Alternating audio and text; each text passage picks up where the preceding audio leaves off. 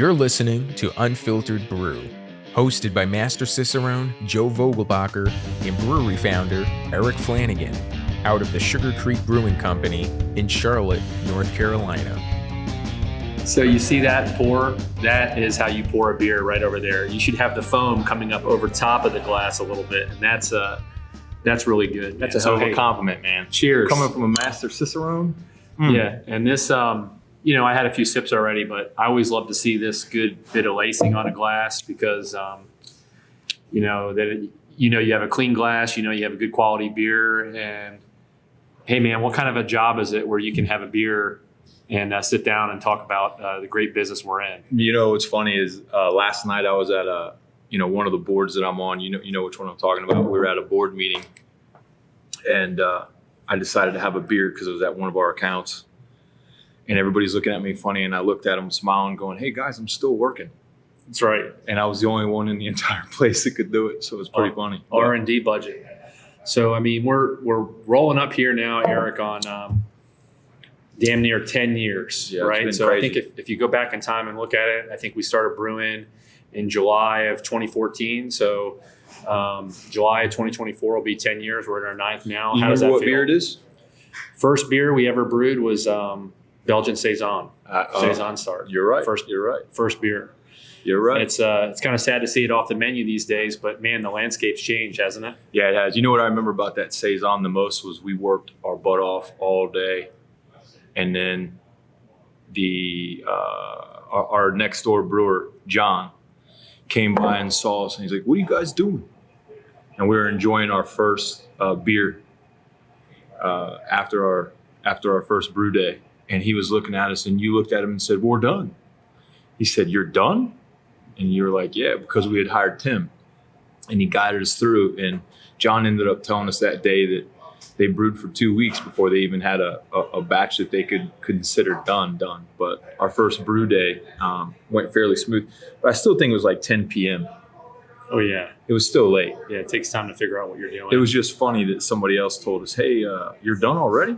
New system, that kind of stuff. But and that beer was drinkable, right? We did sell that beer. Everything was great. Beer was great.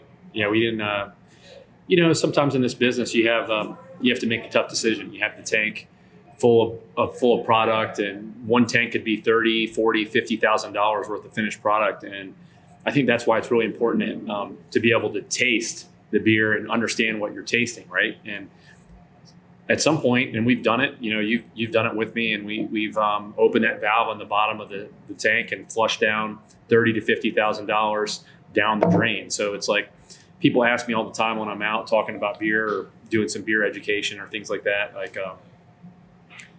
"Oh, I want to be on the brewery taste team, and you guys have a taste panel. I want to be on that team."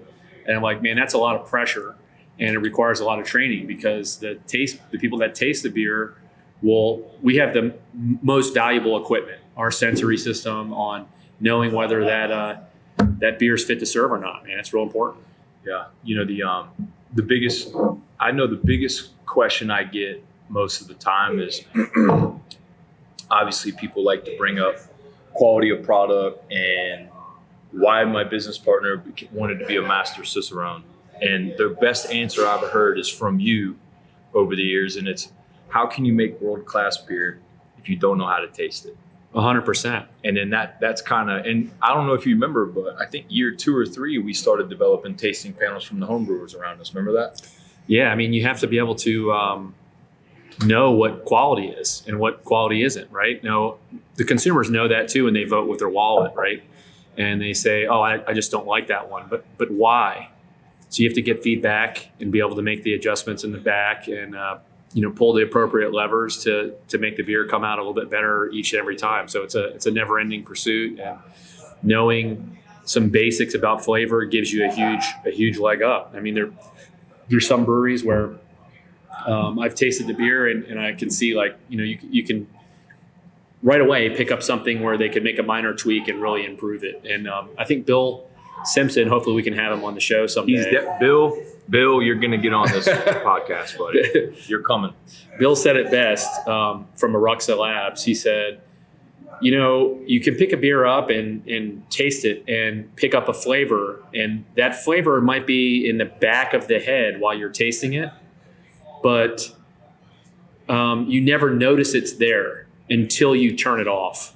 And he said it's like walking into a room with the refrigerator running or a piece of equipment running, and all of a sudden you turn that piece of equipment off, and now it's like, didn't he things are reference so much like better. the squeaky refrigerator that you never realized squeaked? Yeah, so that's like that with all the flavors in the background of the beer, right? So many things are presenting themselves, and you might have one like, one really common one that we used to get in our beer when we first started was ethyl acetate. And that's kind of like a solvent-y flavor. Some people call it as a pear drop.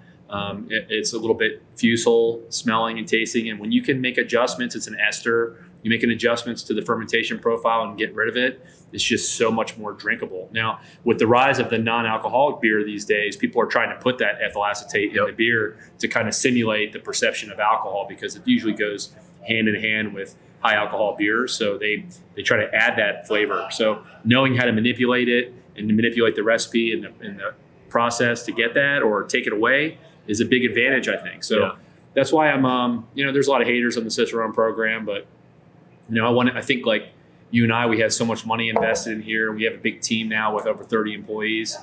The idea is you got to set the example for your team and let them know that, you take quality seriously, that kind of stuff. So I think what better way than to kind of work your gauntlet way up through the Cicerone gauntlet. But I think we did a good job pushing it too, though. Yeah, we preached it. We had a lot of our employees. At one point, every single employee we had was Cicerone trained. Obviously, in our industry, restaurant industry in general, very hard to find people at the moment and keep good people. They go to the next thing, but still, most of our staff is certified Cicerones and beer servers, and they do a good job with the actual customer, so informing them properly of what's happening. Yeah, no doubt. What do you think it's like? Backing up a little bit, just trying to think about this the last 9-10 years. If you look at the numbers, I think we were like the 5th or 6th brewery in Charlotte in the craft beer renaissance. What's it like leading the sales team and marketing team, and then every month since we've been open, a new brewery has opened? You realize that? So if you look at each month and you go back, so there's 100 in 10 years. There's 100 over 100 months, right? Yeah. And now we have damn near 100 breweries in Charlotte and the surrounding area, right? So that's one a month, every month since we've opened. What's that like, running the sales team and marketing and trying to get out there and push when every tap handle you have to fight for? So it's different now. This. I mean, in the beginning, we were chasing everything that we could. For those that don't know, we're in Charlotte, North Carolina. North Carolina's got phenomenal beer. Charlotte's got phenomenal beer. Not to take anything from Asheville or Raleigh. North Carolina's making phenomenal products. But for me, when we were getting off the ground, we were chasing anything we could. We had deals with the Charlotte Hornets and the Panthers, and we were just trying to get the product out there. And, like you're saying, one, then another, then the next cool guy brewery, and I don't mean that in a negative way, then the next cool guy brewery. It's very hard to stay relevant. So I think that's where you did a good job in really making sure that the product was so good that we could withstand that storm. In the end, when the marketing and the sex appeal of being new goes away, the consumer really just wants to know they're drinking a good product. So for me, I'll go back to what you and I said a long time ago. Between Joe and I, we've got a lot of kids. And I would say that we got into this thing a long time ago knowing that this was hopefully our last job. This is a marathon to me, not a sprint. And you get caught in a lot of sprints, and it's impossible to sprint forever. Just recently we had, you and I went and saw a beautiful brewery down the street. They spent millions of dollars right on the light rail, right inside the city limits. And it's hard to keep up with that over and over again. So it's all something for us to think about as we build our next production facility, which is coming up here soon. So, yeah, what do they say? I don't know the specific statistic, but something like 90% of businesses fail after the first year. And then it's like out of the ones that remain after 5 years, the 90% of those fail. And then after 10 years, 90% of those fail, right? So I think like reinventing yourself and thinking about, like you mentioned, we brewed Saison in our first batch, right? So kind of reinventing ourselves from in being flexible with the market, right? What do the people want, and making new things and that kind of stuff. So that's probably the biggest headache, I think. Not to say it on a negative side, but the constant develop the new. I think sometimes it hurts us because we don't have time to perfect what we're doing. I think that's something that isn't talked about enough. But the development has been a lot of fun for us. I think we've had a lot of fun beers come out in the past 2 or 3 years that I think the market has pushed us in that direction too. Yeah. So staying relevant. I think you can look at the Trappist, right? Then when we first started, I think our goal was we're going to take the Trappist made some of the best beer in the world, right? And people in the Carolinas had never tasted anything like that. So, you look at West Vleteren and Westmalle and these famous Belgian breweries, and then you look at, the Trappist came to the U.S. and opened up Spencer. And then you remember Spencer, after a little while, realized people aren't enjoying the Belgian style beers anymore as much as they were. And then, you have the importer exporters go out of business. And then Spencer shifting from Belgian style, Trappist style beer to hazy IPAs. And then not much longer after that, Spencer closed down brewing operations. So I think, longevity and making it over the long haul, you have to reinvent yourself and kind of find new ways and keep the foot on the gas pedal for quality and make good things and treat your customers right. And there's just so many moving parts and so many good things to do that you have to keep doing. It's definitely a marathon, just like you said it. But it was amazing. You and I were talking about making the bump from bottles to cans, and that's a conversation all in itself. Because you and I, being veterans, came into this thing without a boatload of money, and we invested all of our money into a bottling machine because we were going down that what we thought was a high-end Belgian-inspired, and then we had to jump into a can. And then being on the sales side, I was always pressuring you to try and put more of the Belgian brands in it so we could find placement. Because the grocery stores and the bottle shops, they're slowly starting to get rid of the bottle conditioned stuff. And you kept telling me, hey, we bottle condition and then you that's tradition. Yeah. And then you finally were saying, hey, look, when we see the Trappist monasteries putting stuff in cans, and then we'll do it. And I'll never forget, like a month later, I walked into a Total Wine, and Total Wine is not one of our sponsors, by the way, but I walked into Total Wine and there was a humongous display of Chimay in silver cans. Oh. And I sent you a picture of it, and I'm going, holy smokes. And it was odd, too, because they were 16-ounce triples, and they were shrink-wrapped. The 4-pack was shrink-wrapped instead of the rings. So I thought that was very interesting. But I remember seeing Duvel in cans, too, and thinking, man, the market's definitely... Maybe it was Duvel. It was Duvel. Yeah, Duvel has definitely gone to cans. They're not Trappist, but they still make one of my favorite beers ever. And I love that Belgian Golden Strong. And, they're famous for having really high carbonation and being stored in that bottle for months until the carbonation gets and the flavor gets just right. So, it would be, it's of course you have to mention now, we mentioned Trappist and having that goal of making those kind of styles. And, I think what makes those people special is that the monks that brew, they're not motivated by money or fame or, trying to grow their brewery as big as possible. All they're doing is really dedicating their work to God. And I think that they have their slogan is kind of like work and pray. And they only make one beer. They kind of focus on it. So you said something about, trying to improve that one beer over and over. And they're a testimony to what happens when you do that, right? So you have people that have been brewing, the Trappist has been brewing their style since the 1800s or maybe a little bit earlier. And then they put out an awesome product. And there's no surprise when these beers are some of the most sought after in the world, right? So kind of why wouldn't you want to make something like that? So it was a huge, proud moment for me this year when we brought home the World Beer Cup for the Belgian Abbey Ale. I mean, we're competing against all of those, famous monasteries and Trappist breweries. And this isn't the first time we've competed against those kind of brands and won.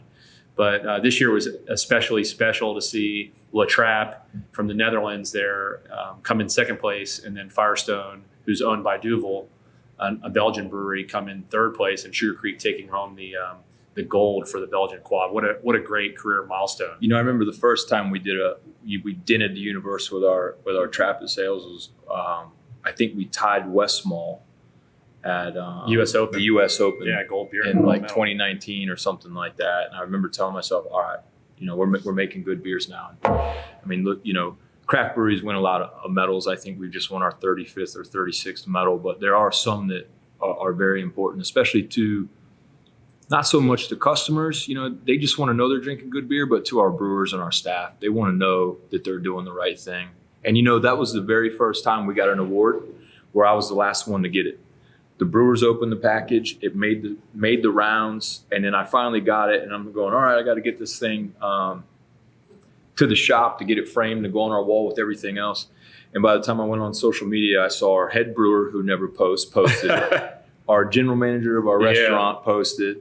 You had already snapped a picture of it, and I'm going, holy moly, man, this one really does matter. But hey, let me back up real quick. So give us a book plug. No good podcast would be good without a book plug. And you were just talking about the Trappist monks. Tell them the book that you read that really changed you. Oh, well, it's from their perspective, really understanding on how they work and dedicate their life to their craft was Business Secrets of the Trappist Monks. That was one of the first ones I read when we opened the brewery. And that's about, oh man, it's been a long time, 10 or 15 years since I read that. But it's about the Trappist monastery in South Carolina. And they don't make beer, but I believe they grow mushrooms, make cheese, and I think they were harvesting eggs from hens.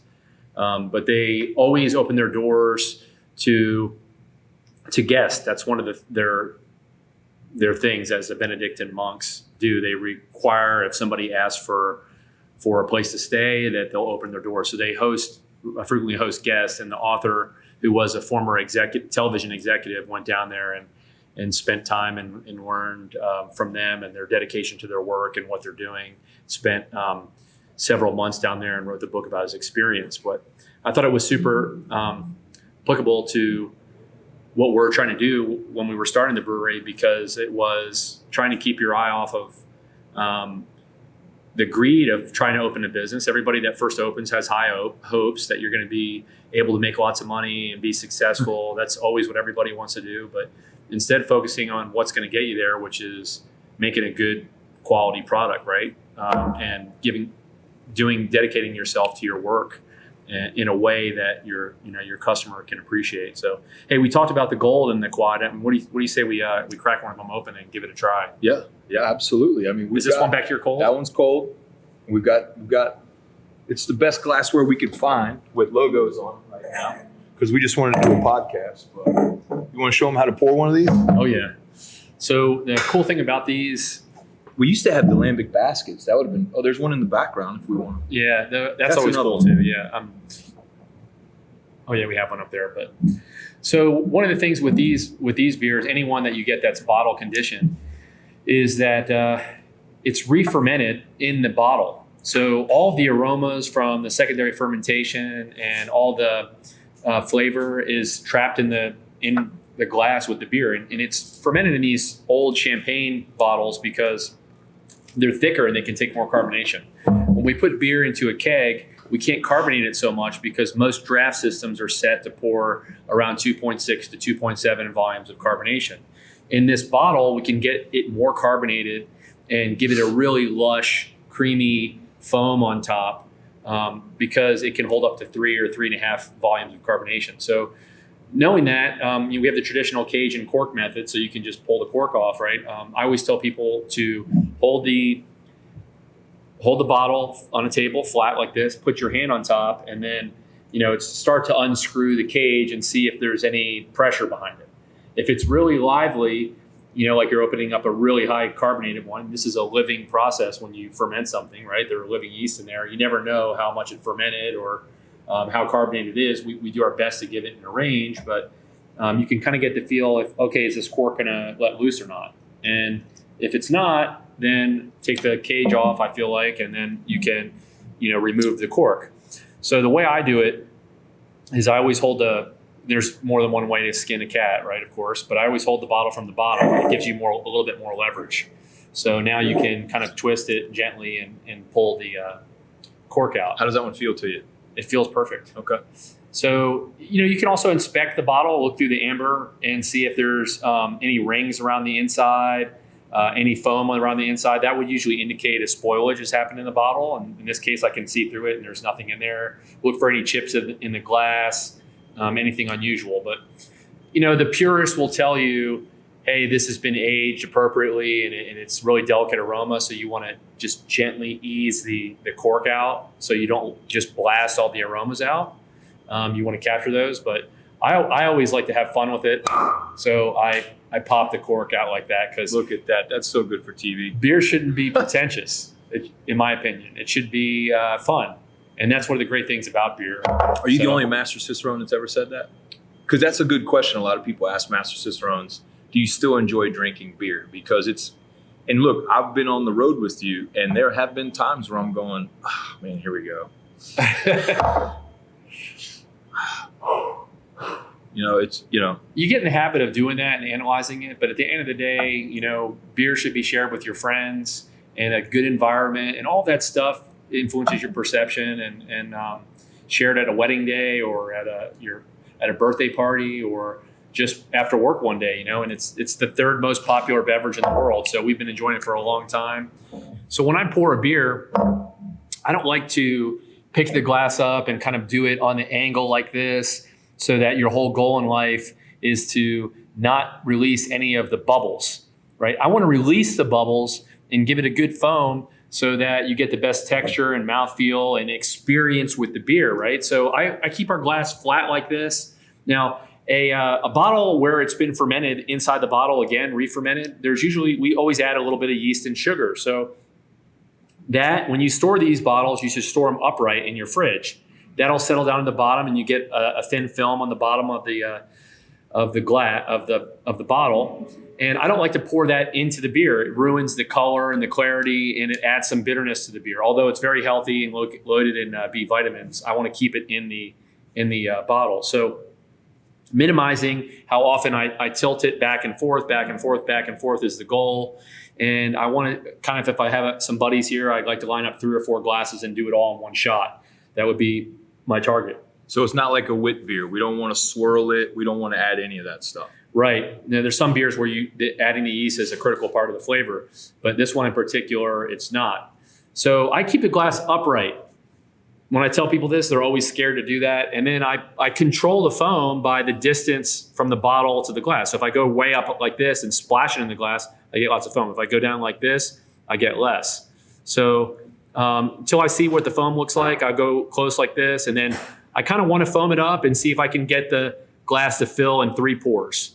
Now, Eric, because we've been doing this a long time, that there's a name for this, and this is called the stacked pour, right? So looking specifically for filling the glass up with 3 pours. So right now, that's our first pour, and you can see it's, a good portion of a little bit of beer and then a lot of foam. So as we wait and talk, you'll see the foam will it'll die down. So talk about this foam for a minute. Look how small those bubbles are. Yeah, I mean, it's really special to have something like this where you build the carbonation the natural way. We're not injecting carbonation into the beer. It's just yeast and sugar. It's fermenting. It has nowhere to go. So the aromas from the fermentation, the carbon dioxide from the fermentation stays in the bottle, and you get these really tight, airtight bubbles. Now, I don't know the science behind that, which some people do, like Dr. Charlie Bamforth. He is an expert in this. They call him the Pope of foam. But when you get more oxygen in the bottle, the bubbles tend to be a little bit bigger. So the reason why these last so long, and a bottle like this could last 2-3 years, is because, or even longer, some Belgians put 20 plus years on their bottles, is because when the yeast re-ferments in the bottle, it consumes all the oxygen, and it's completely oxygen free, and that preserves the beer for a long time.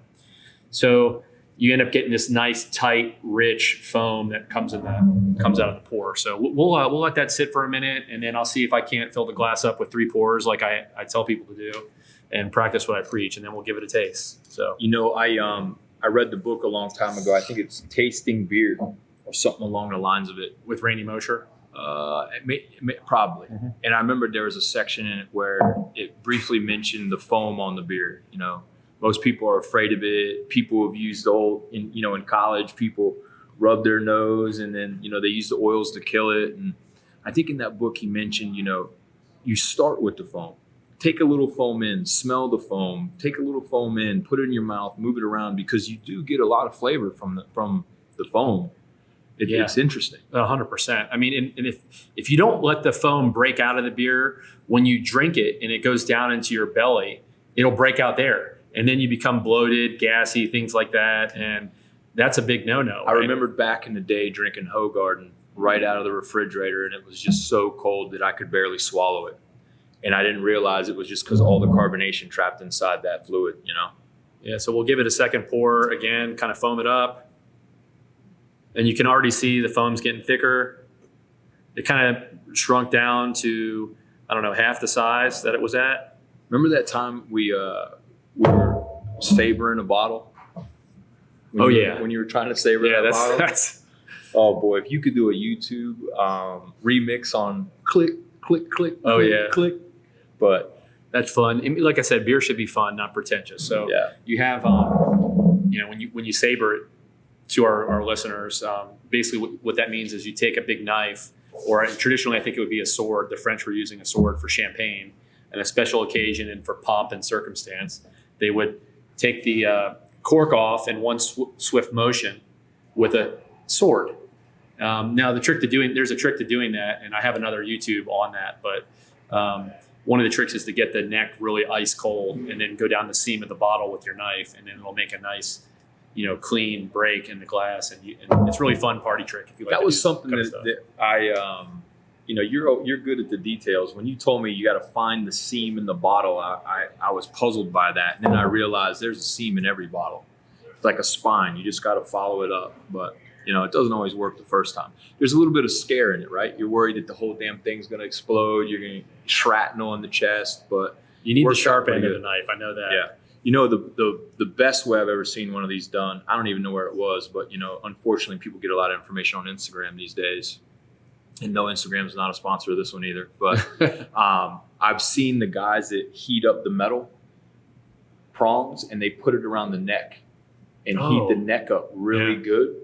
And they do it table side, and they heat the neck up really good, and then they crack it off with the cork in it. Yeah. Have you seen the ones that I've seen some of those on Instagram too, where people will take like a hot stone or a hot piece of metal, and they'll take a stout or something with a lot of residual sugars in it, and they'll dip it in the beer while it's cold, and they get instant caramelization. There's a name for that. That's interesting. Yeah, it's pretty cool. So what do they do with it? They drink it afterwards. They dip it's a dramatic serving method. So they'll dip it in the glass. It caramelizes. And then they drink. Does it caramelize on the metal too that you dip in? I think so. I've never had one like that, but it'd be fun. That's like when your mom makes icing, you want to lick it's a pretty lick cool, the whisk afterwards. It's a pretty cool kind of. So there you go, 3 pours. Right around the same. You can see the foam. It's like a meringue coming out the top. That's how a beer should be poured, savored, and it's time. So here you go, Eric. Man, cheers. This thing looks good. Thanks for pouring mine better than yours too.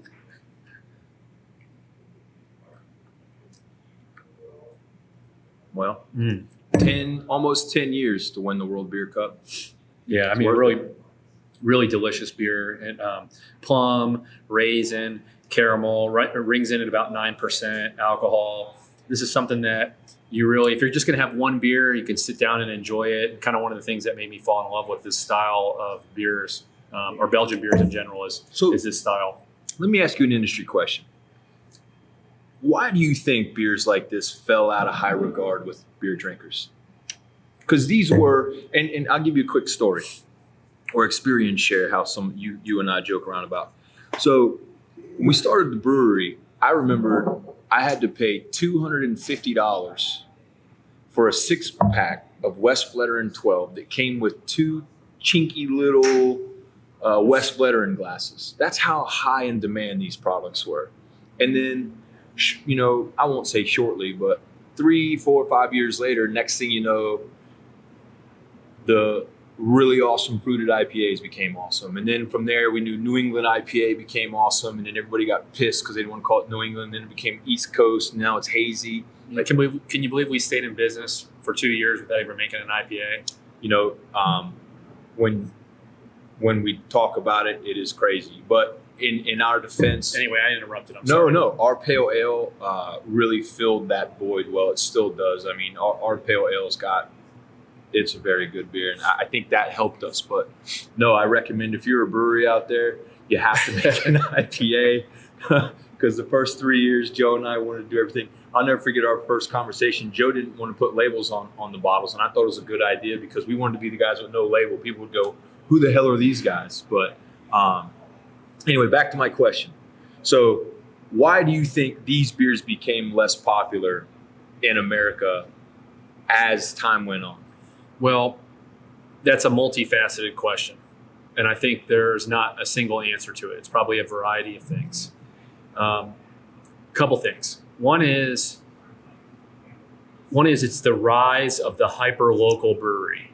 So with beer it's like bread, and it's best drank fresh. So one of my big pieces of advice to people is, if you're going in this store and you're looking for a beer, besides looking for a Sugar Creeks would be awesome, and if you have a huge swath of beers there, pick up the can, pick up the bottle, look for the date, and get the most fresh one, right? Beer is like bread. So imagine if you had a chance to go to the bakery, then you would get the bread right from the bakery, right? The freshest possible bread. That's the best one. If anybody's made bread at home, right out of the oven, a day old, it tastes amazing. Beer is no different. So beer coming from an import, coming from overseas, a lot of times you don't get the freshest stuff. So people are trying to support their neighborhood brewery. It's a hyper local. They're drinking fresh beer, and they just get used to that, right? And American consumer likes variety, so that's one big thing. The second reason I think is the rise of the hazy IPAs. I think hazy IPAs kind of killed it because, actually, if you remember when we first started, Eric, it was like right before we first started, it was like everybody wanted the most bitter beer ever. And I can remember the one from Green Flash where it was, I forget the name of that one, but it was like 100 IBUs, and the more bitter West Coast, the better. And then that kind of faded away. And then the Alchemist came from New England, and you had the New England style Heady Topper, and you had Pliny the Elder, and those were all super popular. And I think it's those super fresh hazy IPAs that kind of were in favor, right? The hazy IPA kind of killed it. That's one thing. And then finally, at the end of the day, I think that the estery profile of Belgian beers, which has a very typical that the consumer describes it as bubblegum, or you can get clove, apple, banana, but that's a combination of spice and fruits that come from the expressive Belgian yeast. I think it scares away the entry level consumer that's not used to craft beer. It scares them away. So that's why you see who was the big importer? Was it Johnson Brothers? I think so. Yeah, that they went out of business, and you think, what? That's all the best Belgian beers came from them. They're out of business, and it's because the American consumer is.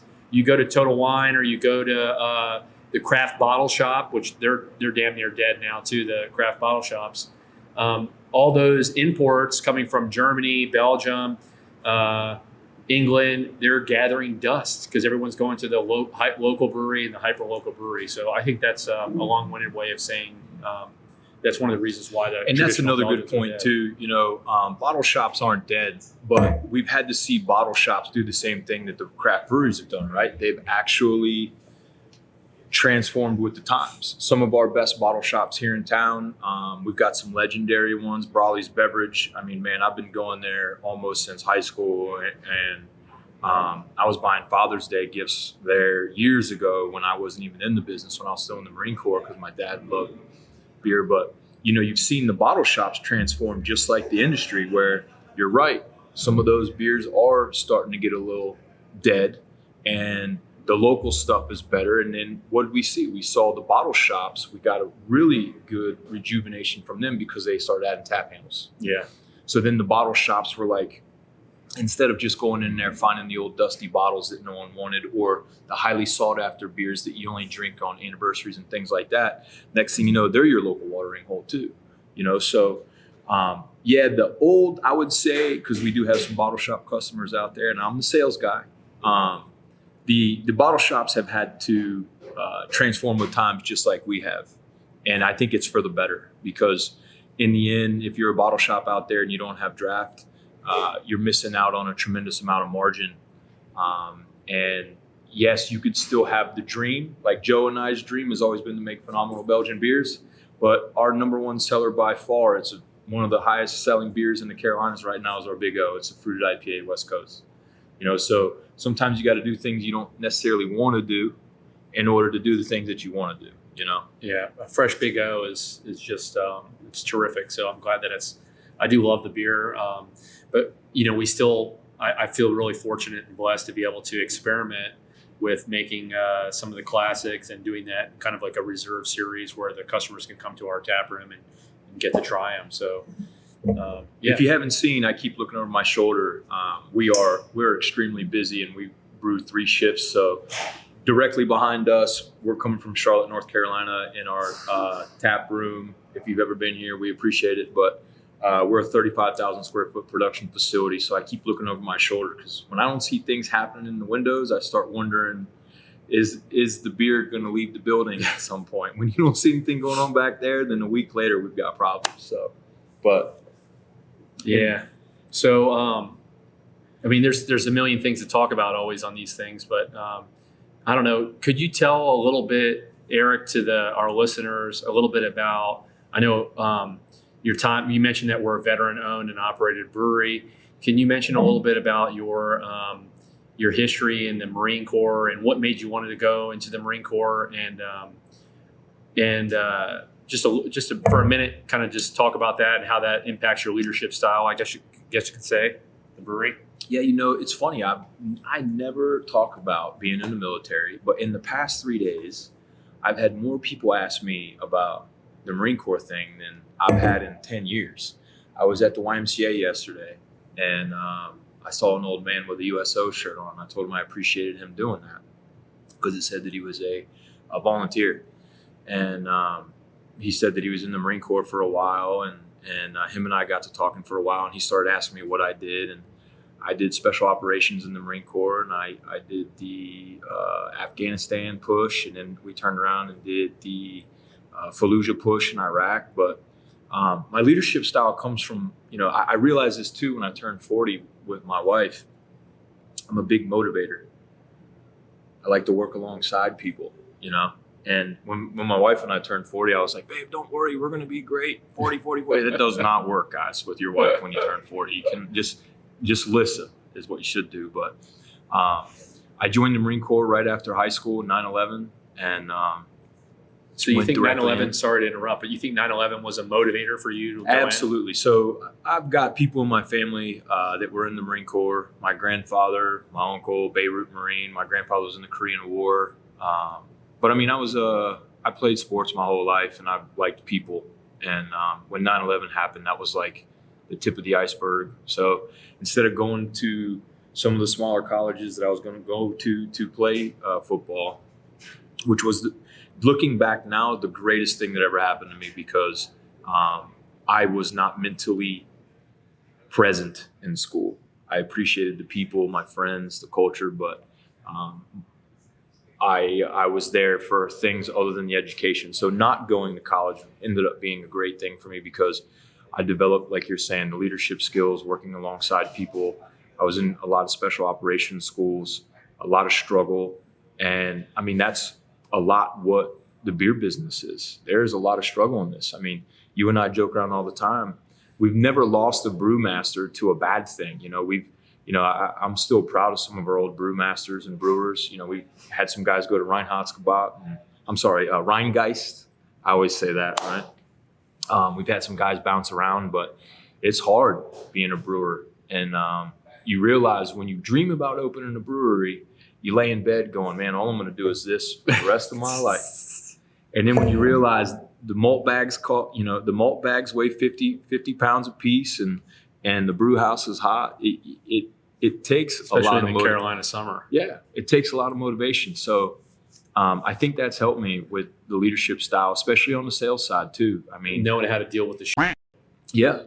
Are we allowed to cuss on the podcast? It is our podcast. We want people to listen, so we don't want to make them mad. But so for me, I think I've always had struggle in my life, and I think that really, it's like how diamonds are made, right? I think that's an Audi commercial or Volkswagen commercial, which is cheesy, but I mean, pressure and struggle really keep you on your toes. Yeah. And this industry is that, and if you open a craft brewery, it is the greatest thing ever. I don't have a problem driving to work in the morning like I used to.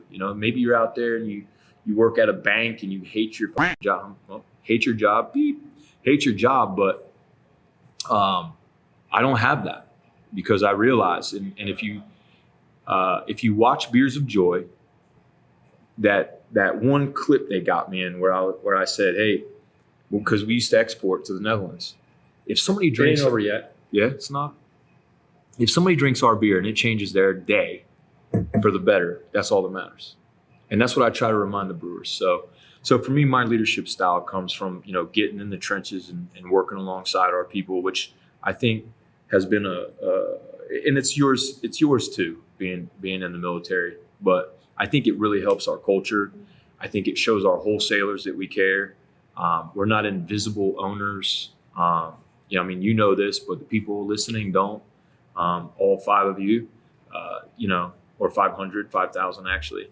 I've had 2 presentations, this week already on the brewery, and half the time our wholesalers and our customers can't believe that we're out on the streets working as hard as we did. I mean, you were just on the coast doing a beer school. That was awesome. I always love Total Wine, Yeah. And I mean, so the leadership, I would say, is much like yours. We're a little bit different, but I mean, we bleed alongside our people, and I think they appreciate that, and it helps in the hard times. So that's awesome. I appreciate you answering that. I have 2 more questions, and we'll probably end up wrapping this up. But 2 questions. One is, can you give us, if you had to go back, and maybe we'll do this on each one, but I met a lot of veterans. Being a veteran myself, I've met a lot of people that have served in overseas, and not so many. I think you were the one that told me, well, first of all, I think it's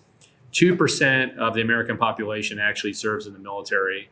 And then of that 2%, only 1% has been to combat and seen, actual combat, doing real combat. And out of that 1%, when you talk to people, a lot of times they don't like to talk about it, but you have always been pretty open about your experience over there, and you've shared some absolutely amazing stories with me, and I appreciate that. But my first question before we end the day is, can you give us one story from your time in Afghanistan, something that sticks in your head that you think our listeners might like in Afghanistan or Iraq? And then my second question will be a follow-up is who you think we should have on as our next guest. But let's start with the Afghanistan one. So I didn't know there was going to be a Q&A on this thing on me. Usually you're the Q&A guy.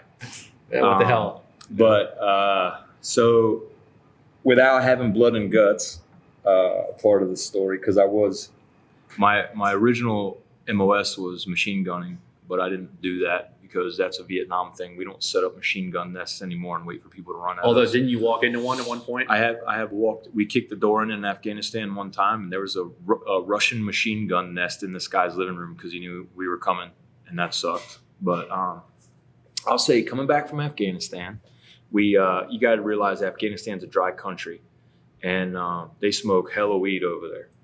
Hella weed. Is it weed or is it opium? So maybe both. So their biggest export is opium because, that was the biggest thing going into a country like that.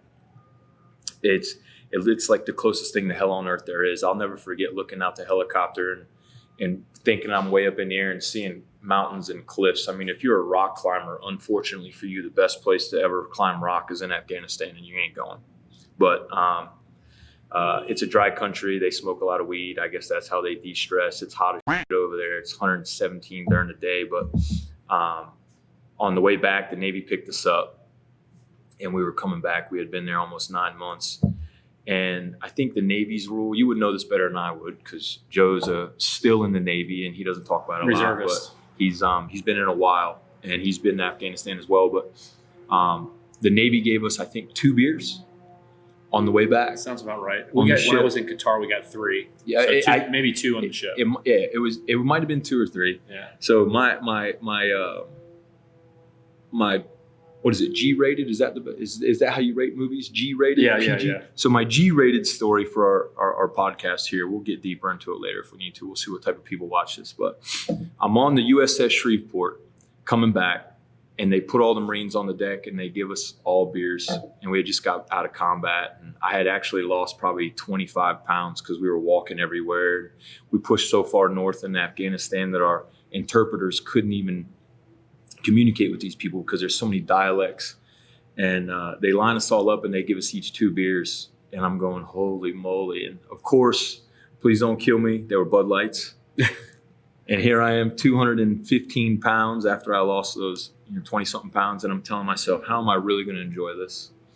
So I found a corner of the ship, and I went in there, and I cracked them open and shotgunned both of them as fast as I could. And I remembered being so buzzed off of those 2 Bud Lights that I had to sit down for a little while. So, and I realized it's because I hadn't had alcohol in probably a year. Yeah. Hadn't even heard of it, smelled it, anything. And I'll never forget that, because I sat on the back of that ship on the way back to the U.S. just watching. And how long were you in country after before you had that beer? 8.5 months. It was supposed to be, so they woke us up one morning in a bunch of foxholes in the mountains, and they said, hey, we're supposed to be getting out of here this morning. And I'm like, all right, great. Plane never came. And then woke up the next morning, I saw lieutenants walking and circling up. Circling up. And it was like 5:30 in the morning, and here I am, I'm a corporal, and I'm looking and I'm going, man, these guys never talk this early. Something's wrong. And 5 minutes later, they call me over. They're like, hey, you got to go tell the guys the plane's not coming. It's like, well, we already told them the plane's coming. That sucks, But it was 8.5 months. By the time we got out of there, it was 9. So on the funner things, who should we have on this thing next? Yeah, that's the second question. And now this is where I think you're going to be candy. So I will say that being with you on your Master Cicerone journey, I have never met so many people that are amazing, especially in our industry. So I'll name, let's see how many fingers I got. James Ty? Oh, yeah. It'd be great to have him on. Oh, yeah, because no doubt. he's been and I know you want me to say Bill Simpson and Mosher. Oh, but James would be great. We got to have some normal people on here too. Love to have him. James is phenomenal. Awesome. I don't Incredible. know a guy that bounces. Joe and I think he's like a Secret Service agent, to be honest with you. 'Cause he lives the perfect beer life. I just saw him drinking beer somewhere. I'd like to have James, Bill, or Kara. Kara would be amazing. Kara would be fun, right? From there, Maybe we can have them both. well, we gotta separate them. Plus, they're over in England. Plus, we got to get them to come back and do the Aruxa flavor training. If you guys have never done that course, that is a mind-blowing course. I mean, that's what, 50 samples a day all week long. Amazing. It's incredible. From there, I would love to see someone from Cicerone, whoever it may be. You have to pull those strings. And then at that point, I think I'd like. How about anybody local? Well, that's where I was getting Anybody at. local on you like to get on? I know people are going to kill me on this, but Joe and I, we get along with everybody. I'd like to get some wholesaler or somebody from a wholesaler on this. Give it a different perspective. Just to really, Oh, yeah. That's the biggest fire in our industry, and a lot of people don't realize this. Joe and I, when we opened, we were doing self-distribution, but we were also producing and trying to sell it so fast, we couldn't keep up with everything. So we were one of the first breweries to make the jump to a wholesaler because we thought it was a good fit for us. And look, there's bumps and hurdles down every road, but strength in numbers is a big deal. And learning how to work within perimeters and realizing wholesalers, there are benefits to them. So I think probably getting one of our wholesale partners on here would be cool, awesome yeah. too. And we've got wholesalers all over the Carolinas, and I mean, I would like to get one on here to maybe speak from their side, because I don't know if we've got small craft breweries listening. I don't know if we have potential craft breweries listening, but it's interesting when you hear everyone's perspective, because I just had lunch with the director of Harris Teeter. Yeah. And, you know, when you have lunch with him and then you go meet with a wholesaler and then you hear what everybody's talking about, it really brings things in line. So something that we could accomplish on this podcast, I think one is being real, which I think you and I are good at. And two, I think we've got a lot of contacts that we could bring to the camera to let them hear. Yeah, I mean, who would you want to bring in? well, a lot of people talk about the big movement in Charlotte, which John Marino, owner of Old Mecklenburg Brewery, is our neighbor. John kind of led a push against the wholesalers to expand the cap for self-distribution. John's not coming on this podcast. So He's a friend. It's okay. John led this push against the wholesalers, and they had kind of a war, the small brewery versus the wholesaler, right? So it would be really cool to get the perception or perspective of the wholesaler on that push to raise the self-distribution cap in Charlotte. A lot of people talk about that. Oh, you're a small brewery, you're limited by these distribution caps, and they don't really understand the real story, what really happened. So I think that is something we could talk about in the future, and I'd love to chat about. And obviously, we want to dig into the industry. We want to talk more beer. I know we talked a lot about some Belgian stuff, but that's kind of how we started. But more importantly, getting people here, spreading the gospel of good quality craft beer. I think that was the biggest hard part for me. Was Tim Linehan was Joe and I's. He was our guy. Hey, mentor. Yeah. We got him from the Siebel Institute of Technology, and one of the first things he said to us was, "Hey, everybody in your community needs to make great beer." And he hit us so hard Rising with tide that. lifts all boats. And it was to the point where we would go to other breweries and Tim would tell us, "Hey, you got to go tell this guy that his beer's messed up." And here I am going, back in the day, it wasn't that many. Yeah. And here I'm going, no effing way we're going to go do that. But in the end, I mean, yeah, it's important that everybody makes good quality beer. So, I guess we want to change the world with this podcast. Yeah. Well, hey, it was great chatting with you today, Eric. Yep. And cheers to you and to many more. Yes, sir. Cheers.